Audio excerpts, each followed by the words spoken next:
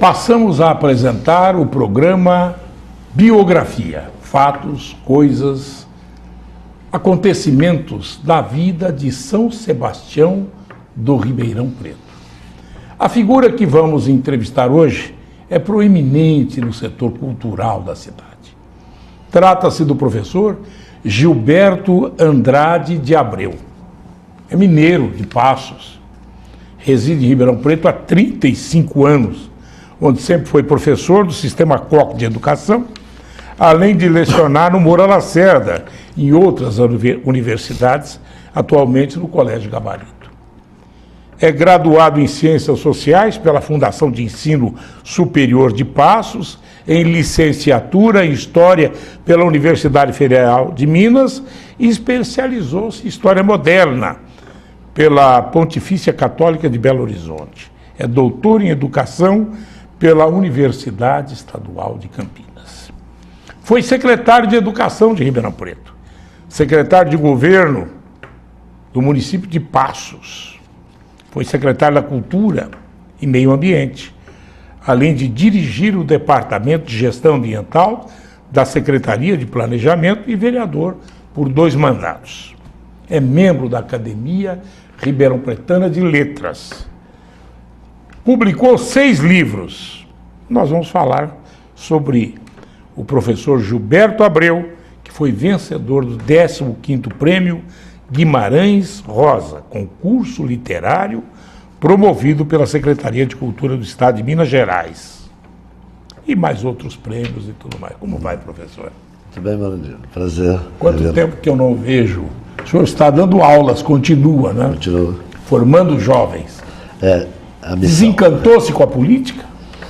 Bastante, porque você também passou por lá por vários mandatos, né? Eu consegui aprovar mais de 100 leis. E alguma foi aplicada? Nenhuma. 100 leis. Isso é frustrante, né? Sim.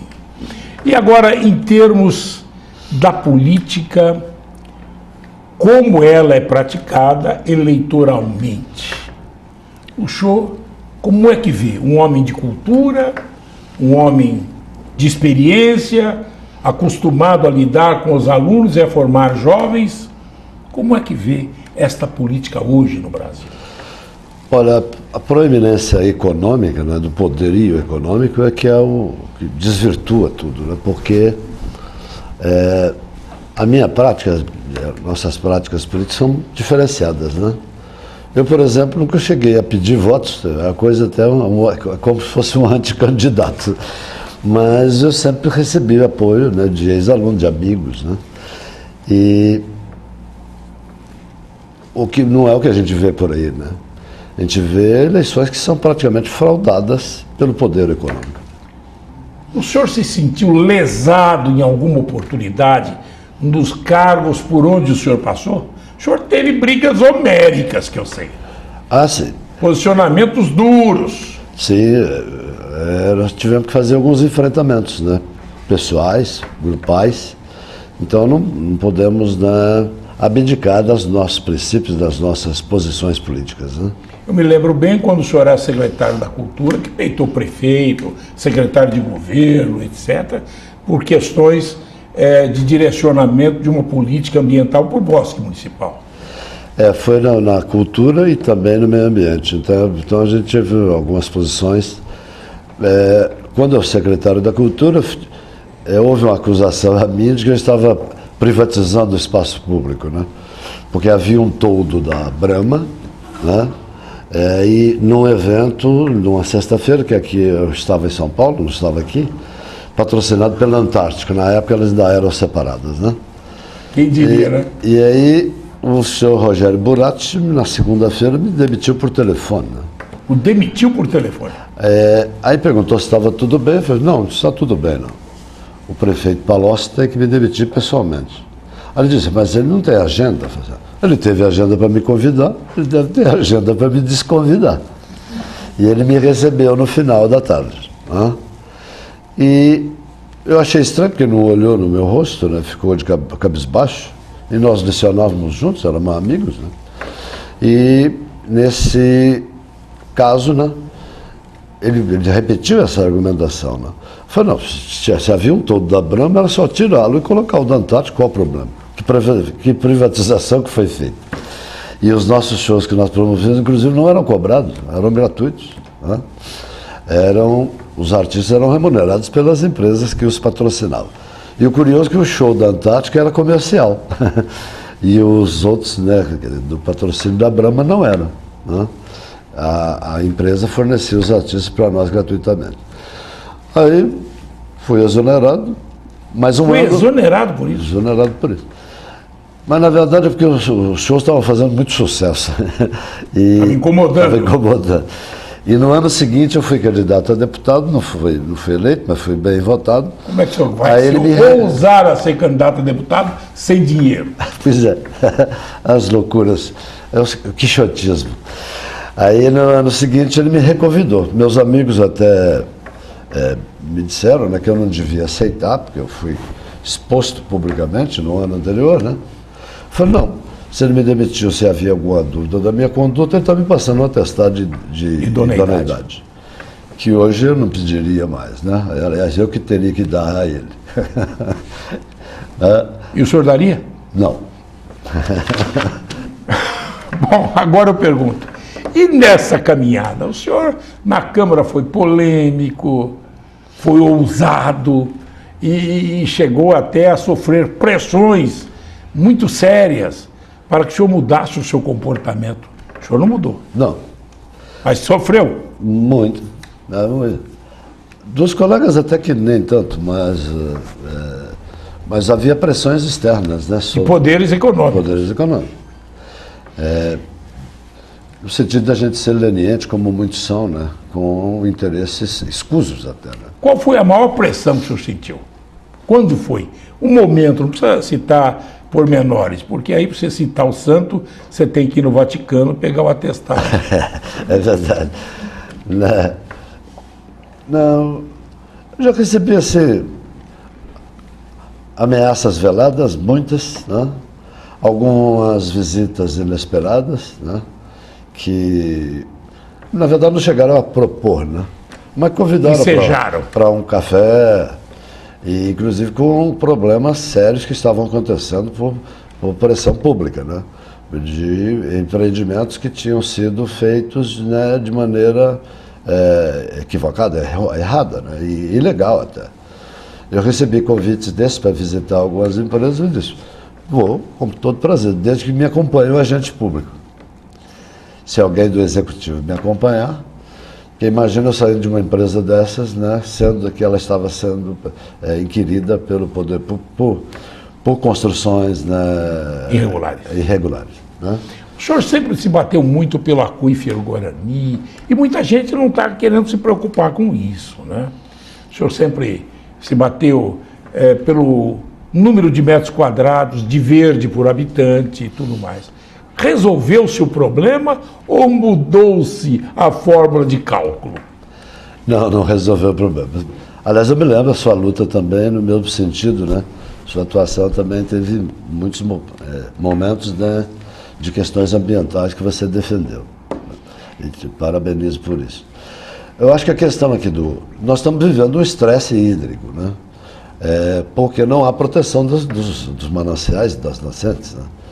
E aqui em Ribeirão Preto, por um levantamento, foi um dos melhores trabalhos que essa administração fez, foi um levantamento da potencial ambiental atual. E descobriu-se, por exemplo, que nós tínhamos, que não devemos ter mais, ainda 352 nascentes.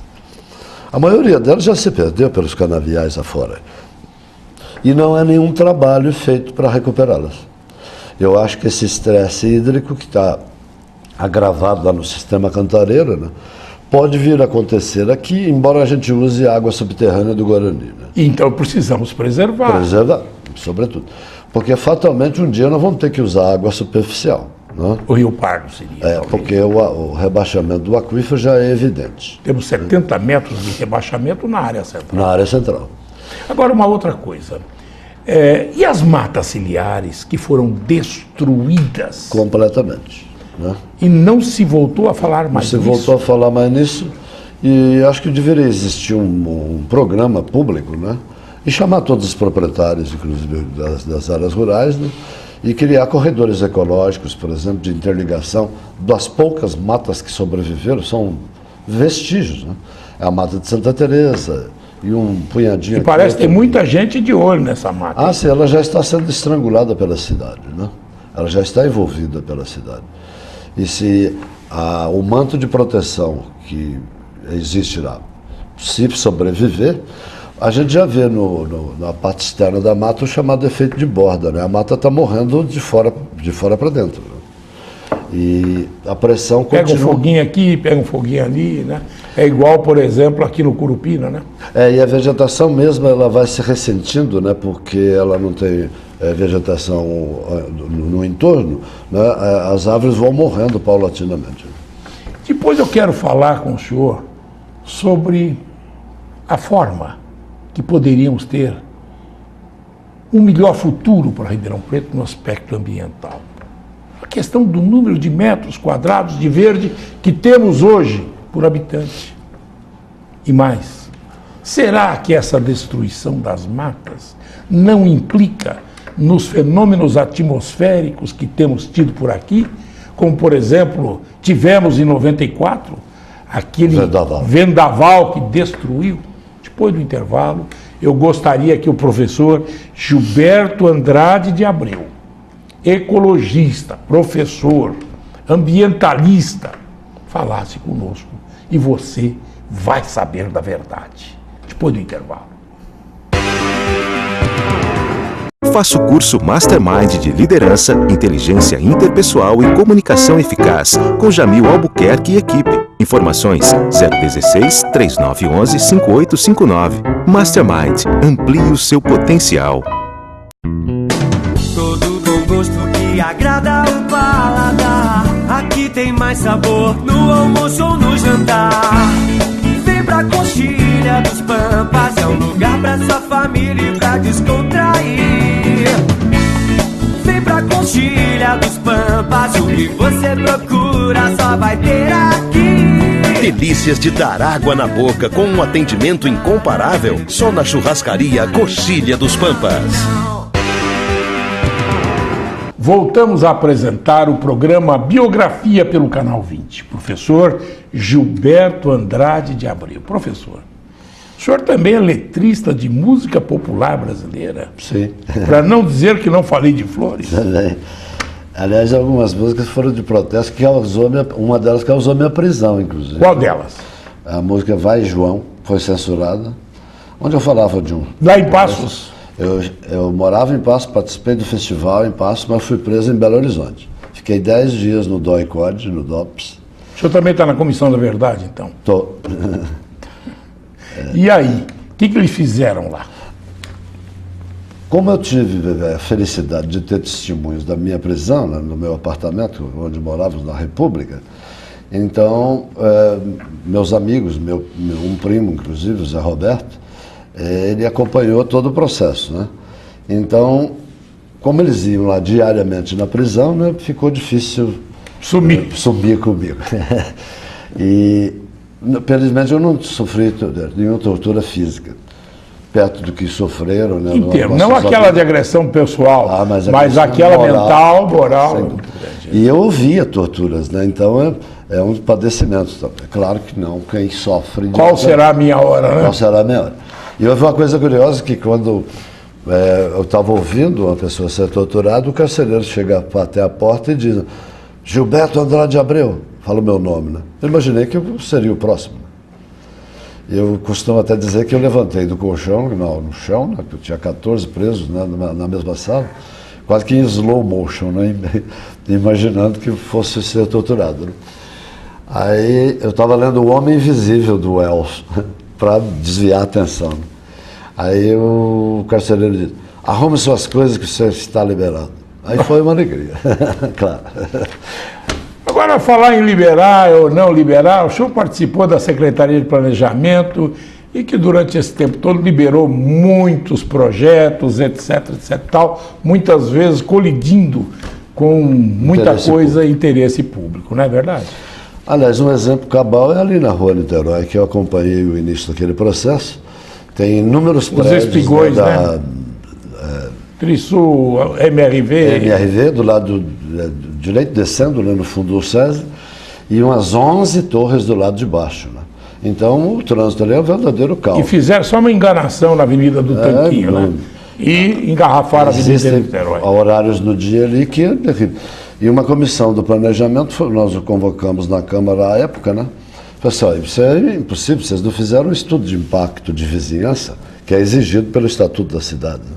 E também o problema da água, que começou a faltar água também no Castelo Branco, e que lá tinha uma caixa ali só no para ele. espaço de 150 metros, aumentaram a população em 7 mil pessoas. Eu perguntei para a diretora de urbanismo da época, né, lá na Câmara, como é que aprovava uma coisa daquela. Ela disse que não sabiam fazer o estudo de impacto de vizinhança. Ah, não sabia? Diretora? Então, peça demissão. Vai fazer, né? Porque a lei exige claramente, né? Se vai aumentar uma população num determinado lugar, não pode causar um desconforto para quem já mora na região. O impacto tem que ser o mínimo possível. Mas, professor... A Lagoinha virou o quê? Um baile de gafieira. Quem está fora não entra, quem está dentro não sai. Melhorou um pouco esse viaduto aí que dá uma... Ou uma sobrecarga também. Sobrecarga, porque como o Trevão lá está em obra, né? Então, e depois também tudo pela Lagoinha. Vai ser tudo por ali. Mas eu quero perguntar uma outra coisa. Perdão. O senhor que conhece todos os meandros, etc. Há muito lobby Muito. das grandes empreiteiras, né? E sobretudo dentro da prefeitura, dentro do planejamento. É escancarado, porque as coisas que aprovam ali, a mínima suposição é que é a corrupção, a mínima. A mínima. Ainda hoje saiu uma lei, foi aprovada uma lei, e foi publicado como tal, não sei se é sancionada, que todos os diretores de órgãos públicos deverão fazer uma relação de seus bens e entregar à prefeitura. Isso é importante. É importante. Mas os bens imóveis, né? e os bens móveis. Principalmente plantação do verde, né? Plantação do verde. São todos ecologistas, né? Bom, eu quero perguntar uma outra coisa para o senhor. Como se faz um plano diretor, o senhor que estudou muito, estou vendo aqui seu gabarito e tal, e a sua formação. Como se faz um plano diretor sem você ter um projeto de parcelamento, uso e ocupação do solo? Como você faz um plano diretor sem que você tenha um plano viário? Como faz-se um plano diretor sem que você tenha um projeto do mobiliário urbano, mas você já coloca como questão primeira uma lei proibindo, vamos dizer, cidade limpa, proibindo que se coloque outra coisa, sem você ter o projeto básico. Não tem uma concepção global, né? Então, algumas dessas leis do plano diretor já estão até aprovadas, mas estão suspensas, né?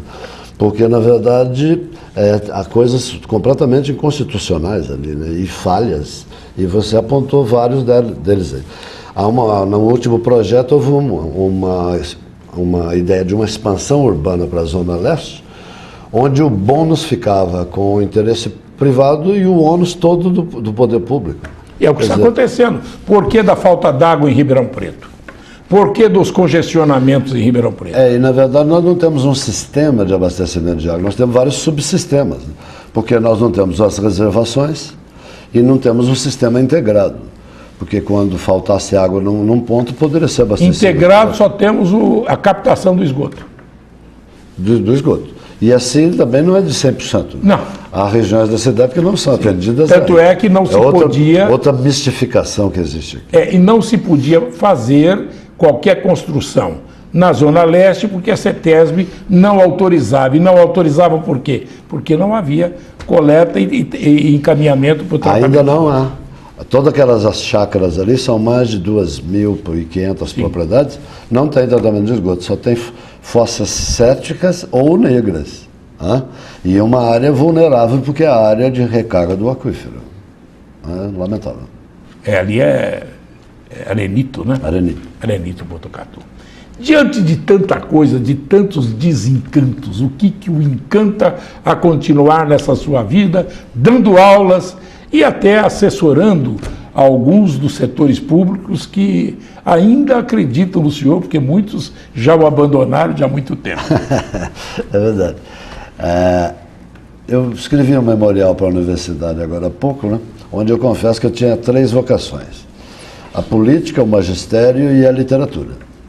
Da política, aliás, do magistério e da literatura, eu não abandonei, onde eu tenho minhas esperanças ainda, continuo escrevendo. Você acredita nos jovens? Claro. Ainda acredita? Acredito.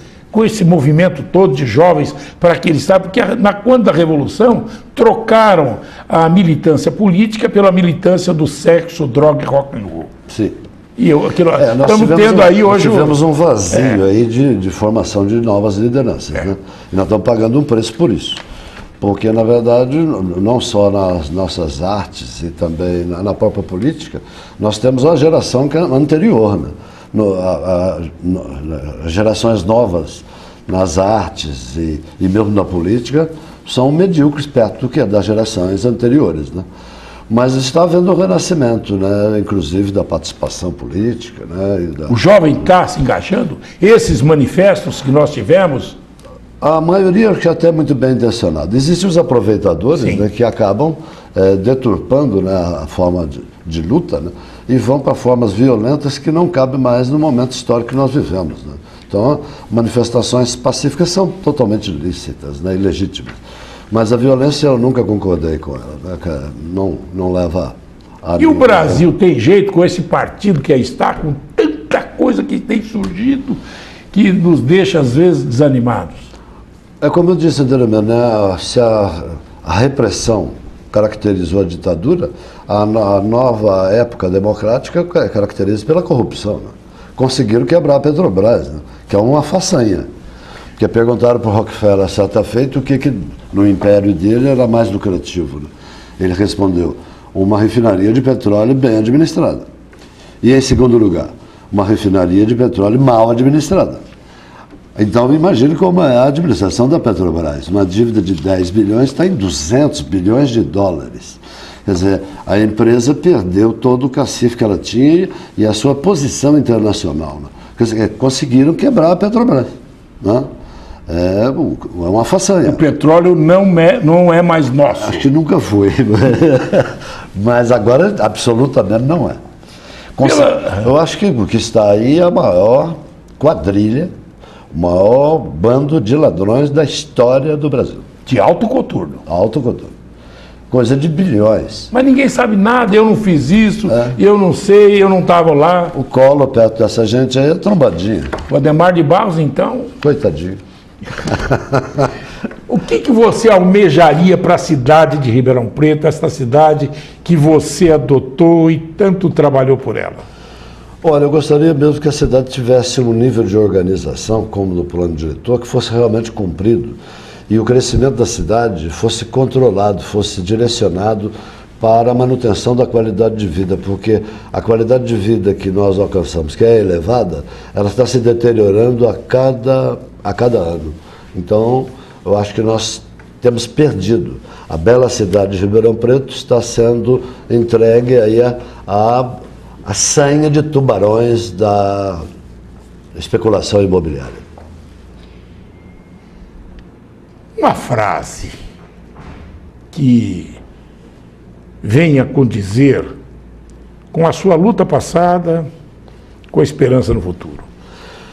Eu me lembro aqui de um verso do Ferreira Goulart que diz assim, né? Que é poeta, né? Muita diferença faz em lutar com as mãos ou abandoná-las para trás.